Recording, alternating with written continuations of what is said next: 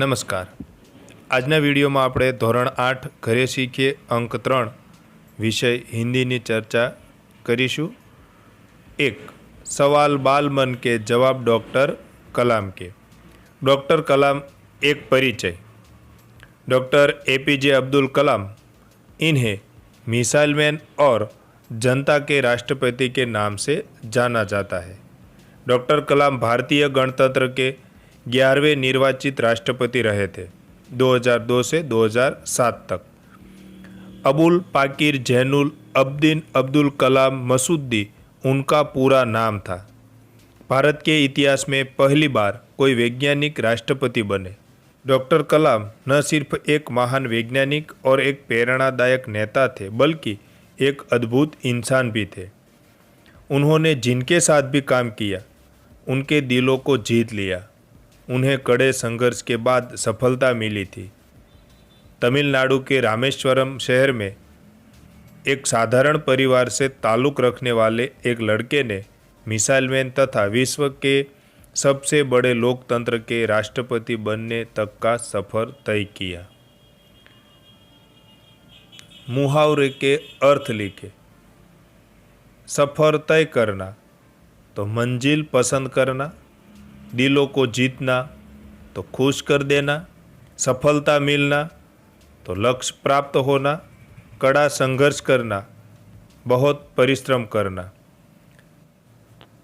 2 तो अहींया तमारा हिंदीना पाठ्यपुस्तकना पाना नंबर 31 पर डॉक्टर अब्दुल कलाम अने तमारा जेवा बाळको वच्चेनी रसप्रद वातचीत अने इंटरव्यू आप्युं छे ए तमारे वांचवानुं छे अने त्यारबाद नीचेना प्रश्नोना जवाब लखवाना छे। तो आपणे प्रश्नो जोईए। 1 चिराग जैन ने डॉक्टर कलाम से क्या पूछा? तो चिराग जैन ने डॉक्टर कलाम से पूछा कि वह कौन सी बड़ी चुनौती है जिसका सामना हमें आज करना पड़ रहा है। 2 भाषा के विषय में डॉक्टर कलाम ने क्या बताया? तो भाषा के विषय में डॉक्टर कलाम ने बताया कि मैंने स्वयं माध्यमिक शिक्षा तक की पढ़ाई अपनी मातृभाषा के माध्यम से पूरी की है। कॉलेज और उसके आगे की शिक्षा अंग्रेजी माध्यम की संस्थाओं में हुई। मेरा मानना है कि हम कॉलेज में भी माध्यम के रूप में मातृभाषा का चुनाव कर सकते हैं, क्योंकि युवा अपनी मातृभाषा में ही सोचता है, उसी में अपनी बात सहजता से कहने में सक्षम होता है। पर इसमें कोई भी दो राय नहीं कि वैश्विक स्तर पर संपर्क के लिए हमें अंग्रेजी जैसी एक संपर्क भाषा की नितांत आवश्यकता है। 3 नीचे दी गई रूपरेखा के आधार पर कहानी लिखे। एक बहेलिया, खेत में जाल बिछाना, जाल के ऊपर अनाज के दाने बिखेरना, दूर छिपकर बैठना, आकाश में कबूतरों का झुंड, अनाज के दाने देखकर कबूतर का नीचे आना, जाल में फंसना, पछतावा, एक बूढ़े कबूतर की तरकीब, सभी कबूतरों को एक साथ उड़ने का इशारा, कबूतरों का जाल लेकर उड़ जाना, बहेलिया का पछताना, मित्र चूहे के पास जाना। तो अहींया आ रीते जे मुद्दाओ आपेला छे, रूपरेखा आपेली छे, एना आधारे वार्ता लखवानी छे। तो जोईए कहानी। एक बहेलिया था। वह कबूतरों को पकड़ने के लिए खेत में गया। वह अपने साथ कबूतरों को पकड़ने के लिए जाल और अनाज के दाने भी ले गया था। खेत में जाकर उसने जाल बिछा दी। जाल दूर से दिखाई न दे ऐसी थी। कबूतरों को जाल में पकड़ने के लिए उसने जाल के ऊपर अनाज के दाने बिखेर दिए। उसके बाद वह चुपचाप वहाँ से निकलकर दूर जाकर छिप कर बैठ गया। वह आकाश की ओर देखने लगा। थोड़ी देर में कबूतरों का झुंड खेत के ऊपर से निकलता है।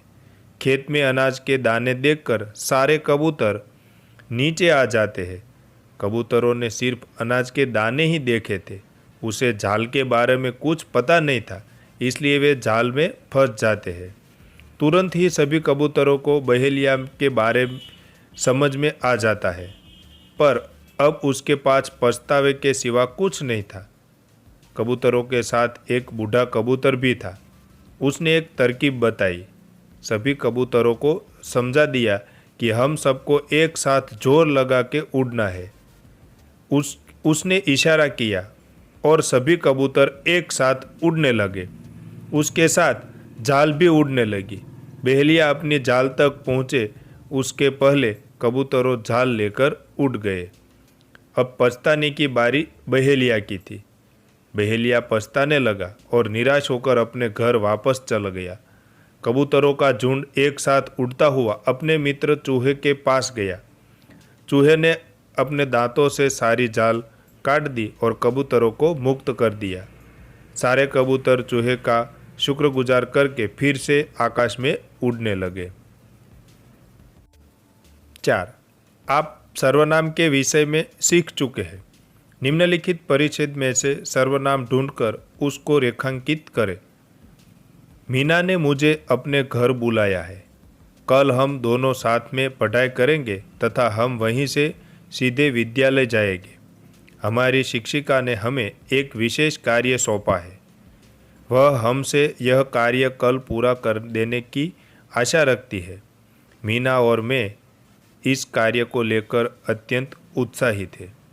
તો અહીંયા સર્વનામ એટલે નામના બદલે જે શબ્દ વપરાય છે તે તો આપણે જોઈએ મુझे, अपने, हम, हमारी, हमें, वह, हम, यह, मैं। तो इस प्रकार सारे सर्वनाम हम देख सकते हैं। मुझे, अपने, हम, हमारी, हमें, वह, यह, मैं। 5.